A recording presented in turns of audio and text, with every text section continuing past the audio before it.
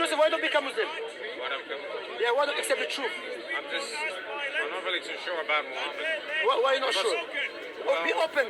We are here. We have no problem criticizing There Prophet was a Muhammad. Jewish tribe they were fighting, and the prisoners they took, they killed a lot of them. Young men. Yeah, that's okay. Now, Well, they killed those that had reached puberty, but those who hadn't, they okay, first of all, in order for us to understand that thing, that situation, that we have to understand what really happened exactly. First of all, Prophet Muhammad never did it. Are you aware of that? He didn't. You're saying he didn't. He didn't do it, and he never ordered it. He didn't command it, he didn't do it. No one is aware of that. You see, because why? Tommy Robinson and what's his name, Jay Smith, and the other ones, they will never tell you the full story.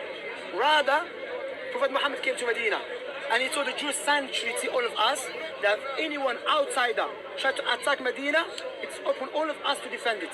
Banu Qurayza, to defend it, yes? What happened? When the Arab pagans united against Prophet Muhammad, That's right. You see, what they did, they broke the treaty and they went alongside with the Arab pagans, tried to kill Prophet Muhammad. This is what the Jewish. Not all of them, some tribes. I'm talking about this tribe. Yeah, Banu Qurayza, Banu Qurayza. Arab Jew. Yeah, so they tried to. Well, technically they weren't biologically Jewish. They were converts to Judaism. No, they were biologically Jew. Because why? No, they were. I read that they were converts. No, they were not all of them convert. No. They were most of them. They were biologically Jew. I will come to it. Why? Because they knew in the Old Testament there's a prophet who will come in that place. That's why they traveled to that place, Medina. But before we come to that, so now, Prophet Muhammad went to them. He surrounded them. They say will not be happy with anyone's judgment except to Sa'd ibn Mu'ad. Who's Sa'd ibn Mu'ad? He was their allies before.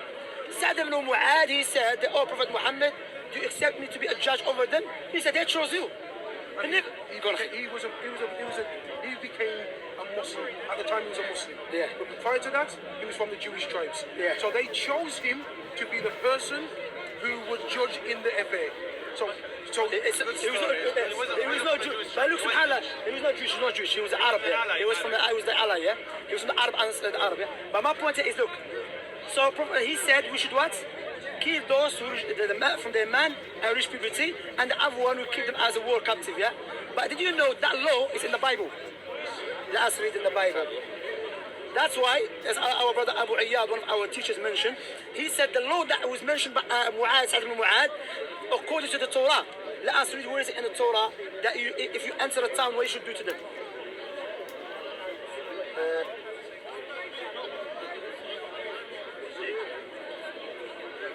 When you go near a city to fight against it, then proclaim an offer of peace to it. And it shall be that if they accept your offer of peace and open to you, then all the people who are found in it shall be placed under tribute to you and serve you. Now, if the city will not make peace with you, but makes a war against you, then you should besiege it.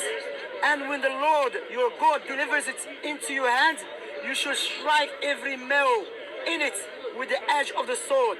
But the women, the little ones, the livestock, and all that is in the city, all is spoiled. You should plunder for yourself. So that law, the Christians, they will never mention that. This will be my homework this evening. Deuteronomy 20, that'll be my homework. Yeah, homework.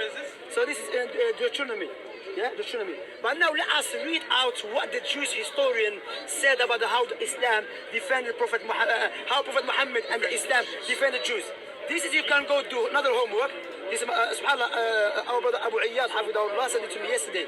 You know, this Jew, you know, his name, Professor David J.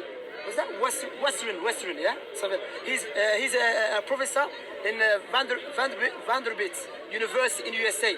He said Islam saved David J.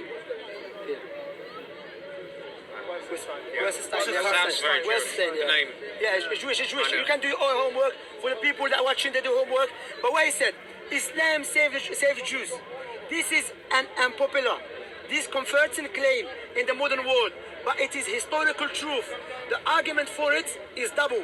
First, in 570 CE, when the Prophet Muhammad was born, the Jews and Judaism were on the way to oblivion. And the second, the coming of Islam saved them. providing a new context in which they not only survived but flourished. Not just saved them, they became flourished.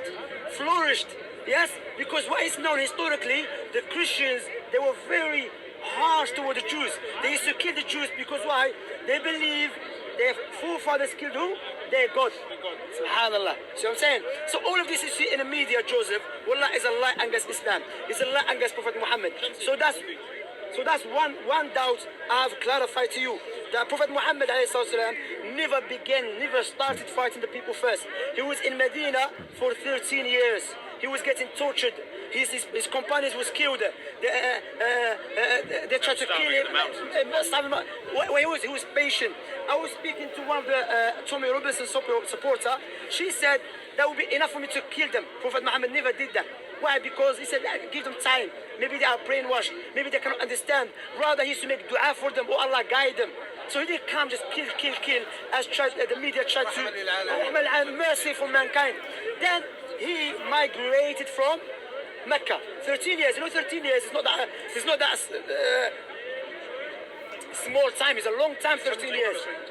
Come this way, come this way. You just want to be recorded. Yeah. 13 years is not that small time. It's a long, it's a long time. You know, it's a long time.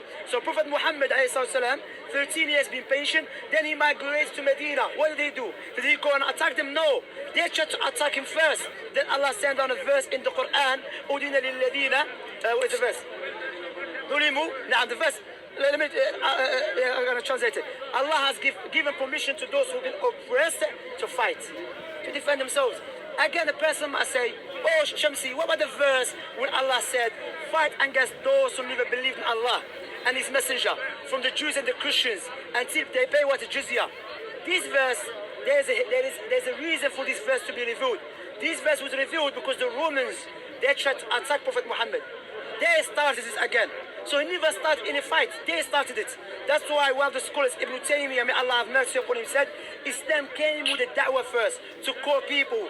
Jihad was legislated to defend the da'wah and to remove the corruption. As for ISIS, they jihad to break corruption. Islam came with the jihad to remove corruption. So the jihad of ISIS is not jihad of Allah, it's jihad of Satan. Is that clear so far? Well, I suppose if you say so. Political and... Now before we go to this political, about Prophet Muhammad, is it clear that he did not kill them? What other misconceptions got about? Well, You remember, you do your homework, that one? Yeah. You check it. it's the truth.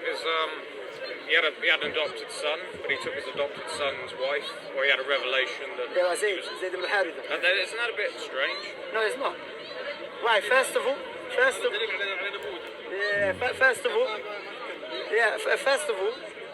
as the brother said, it's a good point. That rather is a proof against those who try to invalidate his prophethood. Why? Because the Arab, from their culture, before Islam came, the Arab pagans, that if you adopt someone, you're not allowed to marry his ex-wife. Even if he divorces her, afterward you're not allowed to marry her at all. So if Prophet Muhammad came to please the people, he should have done it. But before Prophet Muhammad got married to the ex-wife of Zayd, there was a verse before it, way before it, that in Islam, you're allowed to look after someone, but you don't adopt him as your son. Because he has his own lineage, he has his own family. So take care of him, look after him in Islam, which is praiseworthy. However, Allah wants to stop that rules, because that rule is not from the creator of the heavens and the earth. That rule was made by the Arab pagans. So Allah wants to remove it. So who he appointed? The Prophet Muhammad. If Prophet Muhammad was a false prophet, he could have just do it, hide it, because there was not any need for him to marry the wife of his, the one who took her off, Zayd, you see? But rather, that shows that he was a prophet of Allah subhanahu wa ta'ala. And now, if I have someone, I take care of him, then he got married, he's not my son, he's not my biological son, none of that. If he got married, then he divorced his wife, afterward, I'm allowed to marry her. And there's no problem with that at all. I'm not really too sure about that. Yeah, but why? In order for you to say something is wrong, there's a criteria we have to utilize. If I ask you why it is wrong. You just don't take your adopted son's wife. But again, there's no adoption in Islam. There's no adoption. Well, There's to in take my care of it. background, I would have been told that. Yeah, but again, your background is subjective, not objective. Your background is your background. Like now, none of us would be happy someone come from, like my country, Algeria, And he said, you know what, in Algeria, I know a lot of Algerians. Very friendly people, very happy. Very full of life. And so no one says like Algeria or Morocco come here and says, you know what, in our culture that is wrong, therefore the British should follow us. We say no, keep your culture to yourself. So you see what I'm saying?